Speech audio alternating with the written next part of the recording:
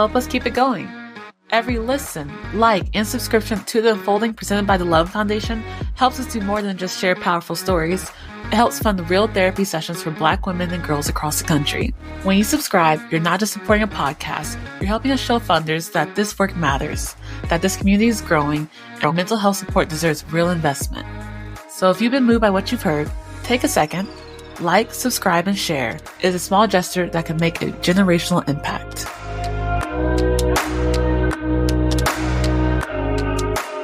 Hello. Welcome to 2026. Welcome to a new season of The Unfolding presented by the Loveland Foundation. I'm your host, Rachel Keener, and today we are joined by the lovely, talented astrologer, medium, oracle, spiritual guide, human design expert, and author of her new book, Embody Your Magic, coming out February 17th, 2026. Pre-order it right now. Pause and go pre-order it. Aycee Brown. Hi, Aycee. Hello. Hi, thank you for having me. Thank you for joining. No, I'm so excited. Usually we take January as like our rest month, so we don't do a podcast in January. But when I saw that there was an opportunity to have you on the show, I was like, we have to start the year off with Aycee Brown. We have to. We have to just start off with the right intentions, the right vibe, the right setting, and just really just step into this year owning it and step into our power the best way we can. We're going to have to breathe. We're going to have to do a lot of stuff together as a collective. Yes. No, that is really, truly the vibe. Is just take one step at a time, know you have community, and know that you gotta figure it out. But we will. So, so welcome. Thank you for being here. So excited to have you. Thank you for having me. Of course.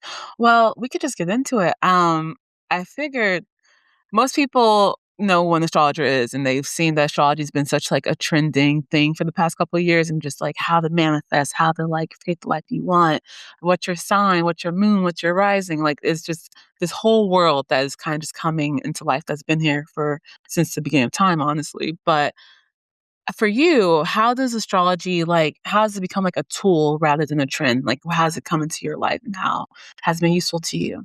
Oh, absolutely. I mean, it's a huge tool. I mean, for me, I started finding, or I like to say astrology found me when I was younger. And I grew up in a household with an emotionally immature parent, and there was some trauma there and things of that nature, a lot of walking on eggshells. Mm-hmm. And so astrology found me because I thought something was wrong with me. I brought my first self-help book when I was probably like 13 or 14 because I was like, something's wrong.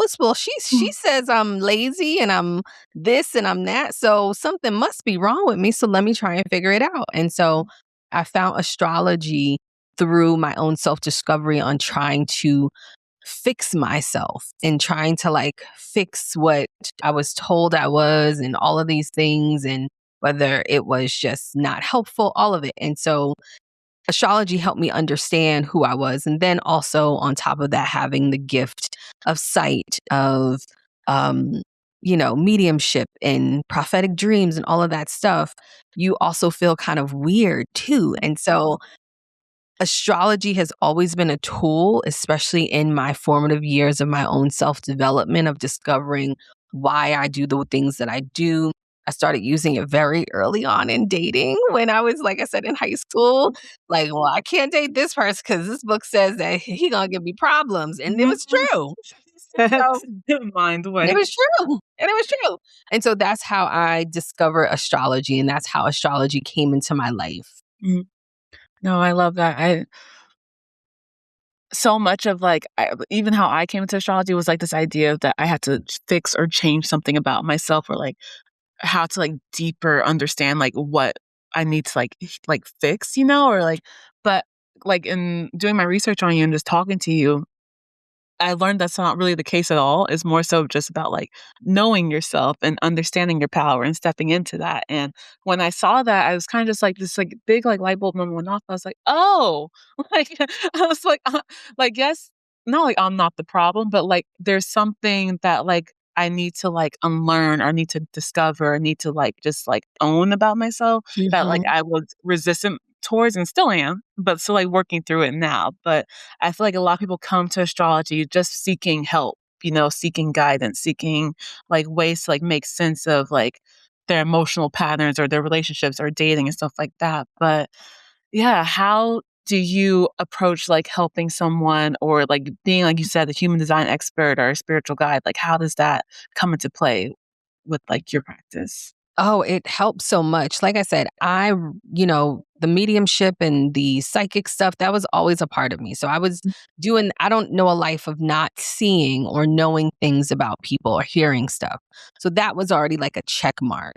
But the astrology piece, I think for me, as someone I like to say is a learner and a scholar in a way, you go to, I got my MBA and all those little things and, Mhm. certificates and all of this stuff. So it gave me, I think, if anything, more validation for the unseen for me. And so, which is kind of interesting because when people, you hear people talk about astrology or human design and they're like, oh, that stuff's not real, blah, blah, blah, that's their perspective. But for me, since I already had this esoteric spiritual gift of seeing, hearing, knowing, having these dreams and being able to see things, the astrology was more validating for me. Yeah. It was like, okay, what I see or what spirit has shown me about you, here it is. Improve. There it is, right there. There's the proof because of this,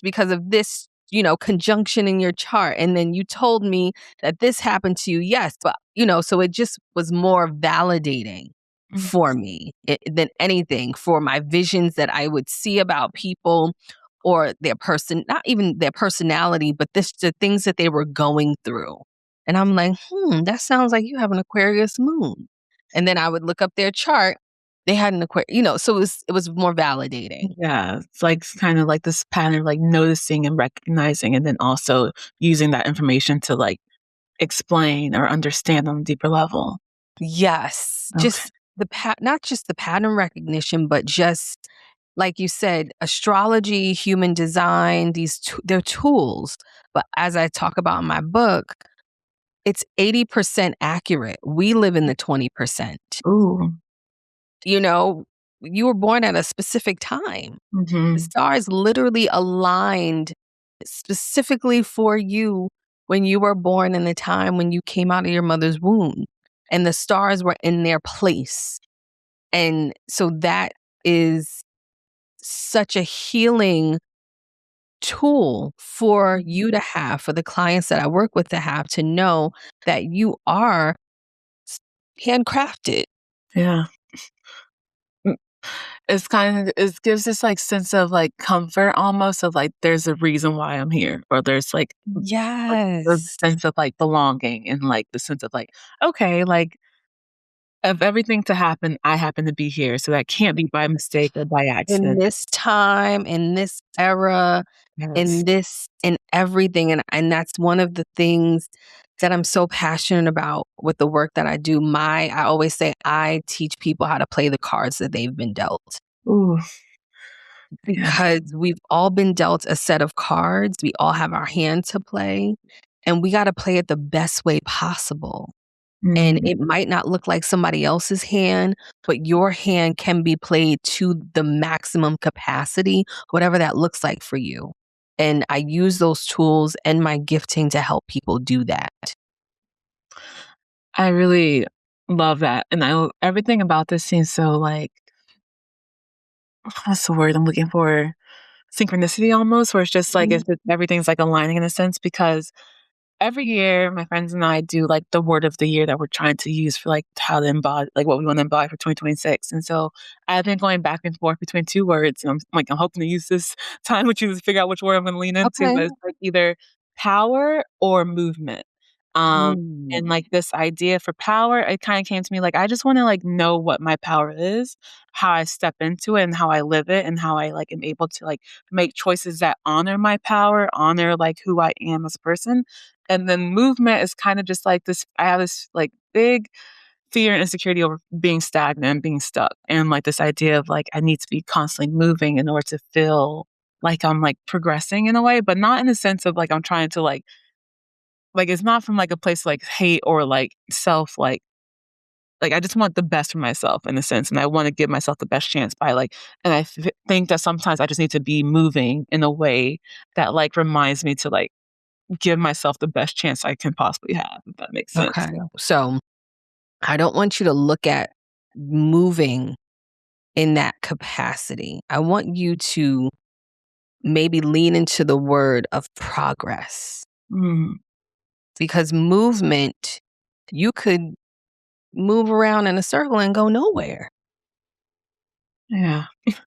So maybe a word for you would be progress, Mm, to be in more a progressive state of mind, to feel like you're moving towards something. And then power, I wouldn't necessarily pick that word because what you're describing is confidence. mm, So you want confidence to have progress and to move towards the things that you want. Because you just said, I want the power to, I'm always on the sidelines, or made myself be on the sidelines and I see people doing stuff. That's confidence. mm, Power that's something totally different. That's ruling over. You want confidence. Would that be accurate? yeah.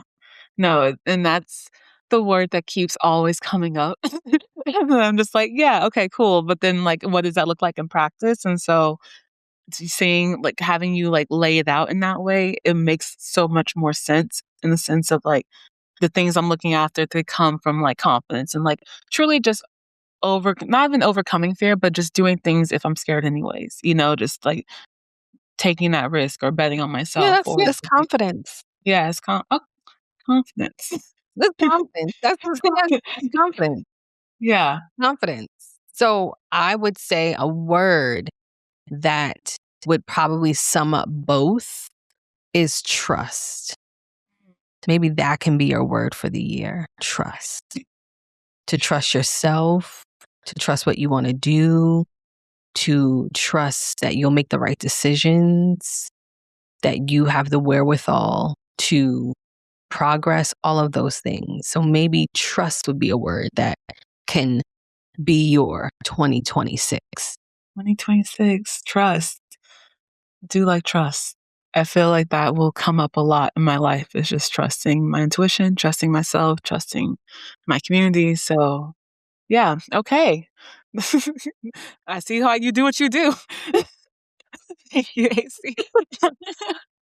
Well, with that, okay, my question is about birth charts. And so, like, when you're approaching someone's birth chart, and what mental health insights are you most curious about beyond like personality and traits and predictions? Like, what do you look for when you're looking at someone's birth chart?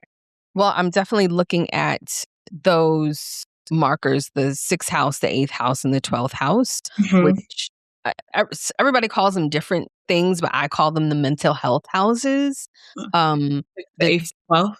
sixth, the sixth house, the eighth house, and the 12th house. Okay. So the sixth house is more of your day-to-day routines and how you operate, your health, mental health. It's like the actual day-to-day that supports you. The eighth house is where you transform, and the 12th house is more ancestral Mm. or subconscious. And so I look to those to see. Um, and if you're open, I can pull up your chart and tell you what I see there. Why not? We are unfolding this year. Let's see. So for you, you have a lot of 12th house placements. Mm. You're Sagittarius rising just like myself. So I know Hey. what those transits look like for you. The good thing is that your Saturn return is almost over. Oh, So, I which is, thought you yeah, started. yeah, it's almost over. You got until February, what is it, 12th, 13th, around there. Your Saturn return will be done. It'll be moving out of that Pisces house, that fourth house. And the fourth house is um the I like to say it's what holds you up. And so with your Saturn there, that also lets me know that you did come from a household where there was trauma. And you said that your father passed away. So there was a lack of that male presence there. And your Chiron is in your 10th house, which Mm. is the house of the father, leadership, and how you're perceived. So your Chiron is there in Virgo. So that kind of, with your Chiron in Virgo, I would say that structure was left when he left. And so with that Saturn in the 4th house, you probably experience a lot of not necessarily turmoil, but you got a lot of clarity, I'm sure, about your familiar relationships. Would that be accurate over the last 3 years? About Definitely. your interactions with your mother, boundaries with people, with your mother's lineage, lots of boundaries, lots of all of those things. And so with that being said, and you having 12th house placements, and you have big placements there, you have your Pluto, which is also ruled by Scorpio, which is great. And you also have your Scorpio moon there. And so having these big placements, these very powerful placements, I suggest that you, especially emotionally, that you learn how to process your emotions and your feelings subconsciously. That Mm. if you don't learn how to do that and know that your emotional state, not the emotional state, but your emotions will always go through a death and rebirth process. And it's always going to be internal, right? Mm. So you have to learn how to do things where you can get things out of your body, where you can um, get things out of your mind, lots of journaling, lots of meditation. With that 6th house being in Taurus, that also is comfort there. So finding your own security and safety there.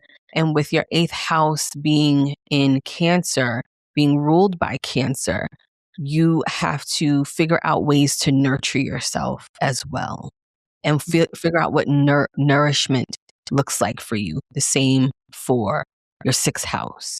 So because you have those placements in the 12th house that are pretty big, you have Pluto, which is your power, Mhm. and your moon there, which is your emotions. There's always going to be, I don't want to say hidden, you have a lot of power.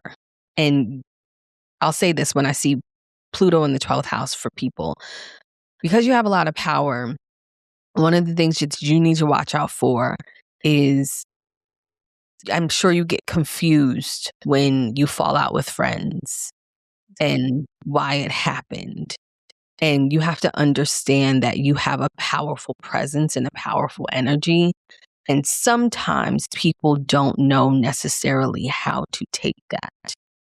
Even though you're cheery, you're ruled by Jupiter, you're a Sagittarius rising. So you love everything, you're optimistic, all of those things. Oh. And so, everything's great, all of that. But it also can breed people trying to figure you out. Mm. And like, well, why does she, do this? And you have your North Node in your 11th house, and your midheaven's also in your 11th house, and your Mars is there. And so the 11th house, I know that friendships go and come, and you're always trying to figure out why and all of that stuff. And it's just like, just know that you will have a life of cyclical living, of seasons with people, seasons with things. Does that make sense? And most of my friends have been long-term friends. So I'm like, but definitely the sense of like trying to be in my head and like trying to solve things internally. I feel like I do that Yeah. so often. And I feel Well, like, that's good that you have the right people around you. no, literally, I couldn't imagine like, I have You have such the a, right people around you. yeah. And what you're saying about like family and just like those boundaries and stuff, like I feel like with like grief and like losing like my dad, like I lost him later in life, but I feel like that really bonded my family in a way that like we really knew that like, okay, these are the people who like we count on. These are people who we can like show up for. And like it really locked us into each other in a beautiful way. But I it's interesting hearing it like said back to me. I'm just like, oh, that's a totally different like framework as like and gives me so much more insight on how I can like process and understand it better. So yeah, and that ancestral the 12th house, like I um in my family, they call me like the family historian because like I love like our family's history and I love capturing every moment with my family and like looking back and like seeing like all how we've grown and like I always like felt super connected to my grandparents, especially my grandmothers, and just like Especially with that Pluto there. Yes. yeah, Pluto there and your moon there. The 11th house energy that you do have there with your North Node and your midheaven and your Mars. That I think that's so good that you have a tight group of friends because that is the 11th house sometimes with that Libra there, just trying to find balance and trying to find the right people. And so you have that already. So that's good. yeah. As you get older with that North Node there, things will get a lot clearer for your Mm, community. So if you ever feel lost, because I do notice with Libra in the 11th house, sometimes you're just like, well, what am I doing? Am I in the right place, space? With yeah. that 11th house, your North Node being there is always going to guide you if you pay attention to the right people. It's really good to know. It's really good to know. With like how you approach like you said like the houses being for mental health and like Loveland Foundation being a place where people come for mental health. We really believe that therapy isn't the only way to be mentally well. Like there's like one lane that people can go through and we highly encourage it and we think that these are all tools, but like we want mental health to be accessible and resourceful and like come and show that it comes in all shapes and forms. But so how to use astrology as like a mental health tool, would you say? Oh gosh, especially if you have planets in the 6th house, 8th house, or 12th house. Mhm. Especially when I see that in women, any placements there, I always advise them to figure out an outlet for anger. And I talk about that in my book, The Embodiment of Anger. I don't talk about the specific practices, but I talk about anger. And anytime I see people who have placements there, I always advise them to find a way to get out their anger. And one of those places, because they're very cheap, you can go to one of those like smash houses Ooh, like a rager. where yeah, like a rage room where you can go like hit stuff and you could do it privately. Some places I've seen places as cheap as $25 for 30 minutes. Okay. Um, and you go there and you just bang up stuff. But that is definitely something that I do notice with the women that I work with and even the men is not learning how to process anger. And when I started getting more angry, screaming into your pillow, that is so therapeutic. Mm, Just I'm telling you, taking a pillow and just screaming with everything that's going on in the world, just take your pillow and scream into it mhm. Please for a bring. bunch of times. Also, to another great thing, I try and dance for at least a playlist, like Mhm. for 10, 15 minutes. Or I have like a few songs that I like dancing to that So you make me feel freestyle? good. Yeah, just freestyle and I'll even just close my eyes and just Mhm. do a thing and yeah, and just vibe out. That's a favorite thing. And another thing is to be in your community. That is so important. Um, wherever you live, and I always recommend people to do this. Everyone in a 2 block radius, like the coffee shop people, the restaurants, they should know your name and you should know their name. I think that's really important. I learned that my grandmother used to teach that to us because we lived in a tight knit neighborhood Yes. where that was so important. I can go accidentally walk out my house and go to the coffee shop and forget my wallet. They're gonna give me some coffee They know you. because they know me and I know them. Mm, And I have conversations and I engage and it's a reciprocal relationship of being in community. So I think that's really important too for mental health. Like wherever you live, if you live on a place, you should at least try and know your neighbors. Like all neighbors are not the same in the, especially if you live in an apartment, it's not the same. But try and know one person, like talk to one person. I always talk to my neighbors. Some of them don't, talk, but that's that. But It's not gonna stop. that's really important. Yeah, that and that leads me to my next question because we're really focusing on how we heal in community this year, and like we've seen so much about like collective care and collective energy. So like are there any themes that you're noticing around like mental health, grief, fatigue, or just like the overall need for collective care and the people you're working with and the work Yes. that you do? Yes, absolutely. I think we don't.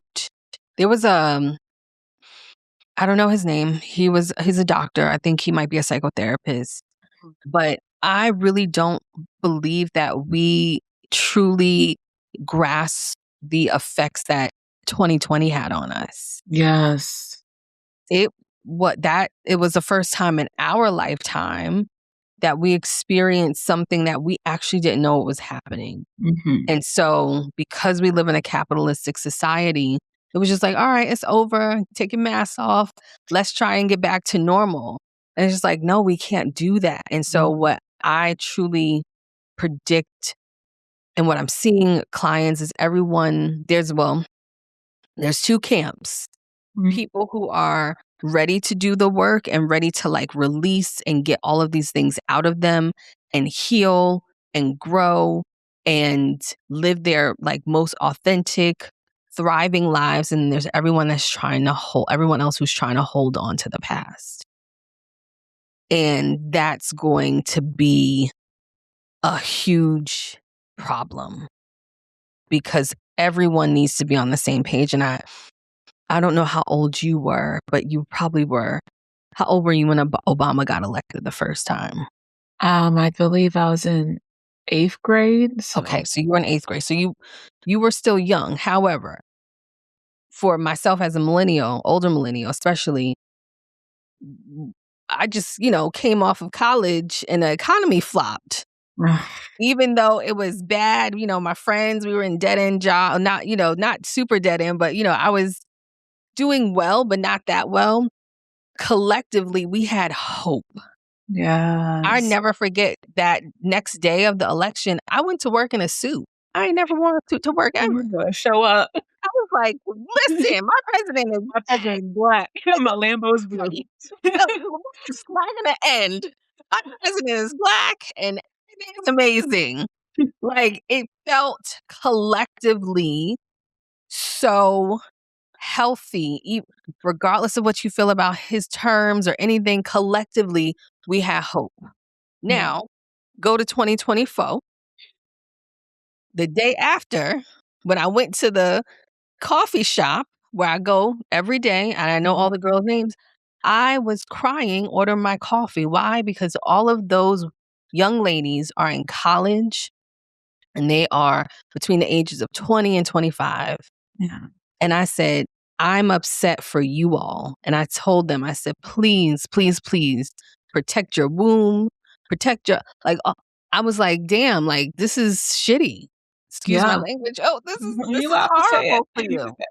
This is horrible for you. And I'm like looking at them and and they're upset. And it was just like, this is terrible. And so collectively, I feel that there's going to be people who are going to say, okay, I'm ready to take my life into my own hands and we're going to figure it out together, myself, my community, my family. Or there's other people like, no, let's just keep it the same. Yeah. I feel like to your point for 2020, there's this like the world experienced this mass grief of Yes. and like Huge. and I think we're still processing that. And I think like to your point, people either want to go back to how it was before, and there's no way you could ever go back to how it was before. Cause like you said, it was truly a life changing event for everybody. Everybody was impacted some way, somehow. And with grief, there's so many steps and stages and it's not linear, but it also can build off of fear and like gloom and doom and stuff like that. And like that collectively is terrible for everybody It's involved. terrible Like, for and everyone. we're seeing that. And just like this idea of how powerful hope can be, how powerful community can be. Because while show up to the coffee shop crying in 2024, you still showed up and you still had compassion for the people who are working there, and you're still finding ways to be a spiritual guide to people and like being that source of hope. And I think right now we have a very like important choice of like where side we want to go forward with, and like how we want to lean in towards hope and towards love and just towards like this can't be as good as it gets for us. Like this can't be like this can't be. It can't be. And Yeah. I'm not claiming that it will be. Yeah. It's not as good as it gets. There is more. I truly don't believe that this is as good as it gets. I do believe that we do have to create our own realities, and we have to make a choice to not be uninformed, but to opt out of the abundance of the information, abundance of overwhelm. Just because I know that even with clients, anxiety is creeping in a little bit more. Anxiety creeped in with me. I never was this much of an anxious person. I went and got a Ring camera. I That's had never been that concerned about I went and got a Ring camera. That was like, right. what am I doing? Like, this is Yeah. insane. But that's what I felt, and I have clients who work internationally who are from the States or international, and they're like, well, I'm not coming back. I don't blame you. And they're just country hopping. Yeah. And they're like, yeah, I'm glad I left 2 years ago. I'm glad I left last year. But those who can't leave, right? You have to find your own groove into what's happening. And that is going to be in my opinion, in your local community. Like I said, Yeah. if I don't show up for a couple of days at a coffee shop, they're like, oh my gosh, we haven't seen you. Are you okay? Exactly. And, or I haven't seen you in a while. Or, when I'm walking down the street and they'll stop and like, oh my God, where you been? So it's that type of thing that I think everyone has access to in their communities. Mm. Even if you just frequent the same, place, and, there's communities with the communities. There's people who have dogs, and get to know the people with dogs, get to know the people with kids. Because I do feel like 2020, it made us isolate. Yes, And definitely. so now we're all coming out of that. Okay, I think I want to be around people again. Yeah, like I missed this. Like this was nice. Well, we have no other choice. Yeah, or else because that isolation can be devastating. Like as we saw, with just our numbers on like the women we try to support, 2020 compared to like 2025, we've had like an increase in numbers. And 2020 was like one of our hardest years because everyone was living in isolation. I think last year everyone was kind of living in like this like fear of like Oh my, it was unknown, and just like this like feeling like they're bracing for something and like everyone was bracing, everyone was stuck. And that's what I've been telling my clients. Like, we have to move now. yes. Everyone you have to make a decision to continue, Mhm. whatever that looks like for you, because you cannot allow this world to paralyze you. Yeah. Oh, well, with that, you have your book, Embody Your Magic, coming out. And I feel like that really ties into this idea of like choosing yourself and like really like living in your purpose and living with like the magic that you own. So, how have you used this to like define embodiment in relation to like you and your mental health and like your spiritual practices? But like, yeah, how's this process of this book coming out, and like what do you hope it does for the reader or the community? Well, please read it. That's number one, because I went through hell. I'm waiting. I'm waiting. Reading it. It was terrible. It was bad. It was bad. Anything that could, happen with stuff happens. It's in the book, but week that I signed my book deal, I got ghosted Oh, by it was a mess. It was a mess. I had to go on Lexapro. It was terrible. It was I don't even know how I wrote the book, to be honest. one way, one Um, I don't know. But you embodied your magic, I that's how. embodied my magic, right? Yeah. So I channeled the concepts and all of this stuff for the book probably, oh gosh, I think it was in 2020. I was showing up, channeling live. every day on Instagram during the pandemic. And this was one of like my 3 a.m. wake ups. And I just like opened up my notes app and like everything kind of connected. And Mm. so the book is about discovering wholeness within yourself by embodying your truth and embracing your power. And this is not a one size fits all approach. It's about which modality to use when. So I feel that your soul came here to do a job and it's your responsibility to complete the mission. That's how I feel. And so it's really about embarking on a soul journey and taking people to explore different parts of themselves and to step into your story and to answer questions about your story and to answer questions about your life through these modalities that help you um, figure it out. Someone said to me, because they got a chance to read the book early, and they said, it's like you talk about the whole of the universe and everything, but what about you? And, something that I say something to my clients all the time is worry about yourself. And so that's what this book is. To sum it up, it's about you worrying about yourself as a whole human, as a whole person, as a soul having a human experience and connecting these dots for yourselves. Because most of the work that I do, people have a bunch of parts that are fragmented and I help them put it all together. Like I said, I help you play the cards that you've been dealt. So you got a ace over here, a jack over here, a 2 of diamonds, a 3 of spades. And you're like, well, what am I supposed to do with this? That's what the book is, to show you what to do with it. I need them. No, the whole idea of just like the wholeness of yourself and like truly like really figuring out what your job was. I feel like that's what so many people are trying to figure out. It's like why why was I put here? What is my role? What is my purpose? And anything to help like get us closer to that and like help us like live in that way, I feel like will be back to like this collective healing. Like if we're all living our purpose and like not chasing after something or comparing ourselves to someone, there's like I feel like that would just be just better for the greater good. Like just like if we all just really in our lanes caring about like what we're doing and like not trying to Just stay in your lanes. I always tell people when they're like, I think this stopped for me many, many years ago of comparing myself. Don't get me wrong. I'm human. I get caught in it Mhm. sometimes, but I always tell people, and my grandmother told me this, and my parents used to tell me this, you don't know their life. Mhm. It can, and not saying that it has to look bad on what we don't see, but maybe someone that you see has everything that you want, and they're dealing with responsibility that you probably couldn't handle. Yeah. Imagine, I know some people who have been in the, certain industries for their whole life and they've been taking care of their families since they were like 6. Mhm.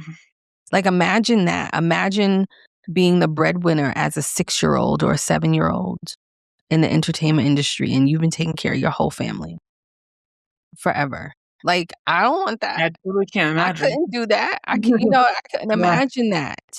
Or imagine if you, have a big company that you built and, maybe you built it out of your apartment, but now you have a staff of 25 people and that keeps you up at night because tariffs went up Mhm. and the plastic containers that you use, they used to cost you $5. Now they cost you 8. You see, like that's There's to it. that's the problem, Yeah. even though and I say the reason why I say that is because we all have these dreams and these goals that we want. And when we get there or we don't know what it looks like and sometimes people look like, "Oh, I wish I had that," or "I wish No, you don't know what they have. Yeah. You can't I don't wanna switch places with nobody. I don't wanna switch places with anybody because I don't know what's going on there. Or it might be something mental health wise. Mm. It can be something you don't know, or it can just be the pure fact that somebody might have it all and they look like they do, and then they hate themselves on the inside. So it's just really about you taking and believing in yourself. And when people say stay in your lane, I love that. It's more of asking your soul, what journey am I on? Show me that. Show me that and help me stay on that journey. And let me not get confused Let me not get by confused. any mess. Hit me Because on the maybe path. confusion is amongst us. It is abundant. It is abundant. Right? It is Literally my abundant. word. I hate feeling confused. I hate not having clarity. Confusion is amongst us. It is like, Yeah. oh, she's feeling weak. Let me show up. You want to ask for confusion? No, I did not ask for that at all. No, Please stay away. ask for it. But confusion's like, here I am. Surprise. No, I think literally just staying in your lane, knowing your purpose. It's been so lovely having you on here, Aycee. I feel like this is exactly like the grounding we needed as we launch into 2026 and just fully just start to show up for ourselves. But for our theme for 2026, if you like, we haven't said it multiple times, it's community. It's all about healing community, collective care, and how we show up. So, question I have for you to kick off our season is, if healing doesn't always happen alone, what is one way we can show up imperfectly but intentionally to support healing and mental wellness in our communities right now? Is like I said, you know everyone and everybody knows you. Mm. That in itself, and I'm an animal person. I know all the dogs in my building. So that like they all run to me, and that like regulates my nervous system. Like, oh hey, I pet them. But I will say that because, and also to community is what you create, but it is also what you put in. You have to put in. You cannot just want to withdraw from places.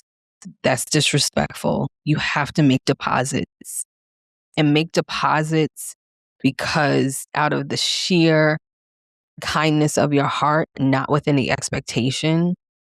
And one day when you need to make a withdrawal, it'll matter. Oh, make deposits. Definitely. Thank you, Aycee. If anyone's listening, please tell them how they can support you, how they can find you, get your book, Embody Your Magic. Yes, get my book, Embody Your Magic. You can find me on my website at aceebrown.com. You can join my Embody Your Magic monthly membership. Oh. I have group coaching programs. There'll be retreats happening this year. And, I also do one-on-one coaching, speaking, workshops. Invite me to your retreats, your events, all of that. And I'll come and sprinkle a little razzle dazzle. Oh, razzle dazzle. Trust me, you're going to want her there. She's helping. But thank you, Aycee. Thank you for being our first guest of 2026. It's been lovely having you. And yes, I have my alerts are set for February 17th. So I am ready. But thanks for listening, everyone. Take care. Thank you all for joining us for a very special episode of The Unfolding, presented by the Loveland Foundation. At the Loveland Foundation, we are committed to showing up for communities of color in unique and powerful ways, with a particular focus on Black women and girls. Our resources and initiatives are collaborative, and they prioritize opportunity, access, validation, and healing. Since our founding, the Therapy Fund has provided financial support for therapy to over 13,000 Black women, girls, and non-binary individuals across the country. This year, our goal is to provide free therapy to at least 6,000 more. If you'd like to join us and invest in generational change, visit our website at thelovelandfoundation.org for ways to give. To stay updated on new episodes and any future programming, follow us on Instagram and Meta, or check out our website at thelovelandfoundation.org.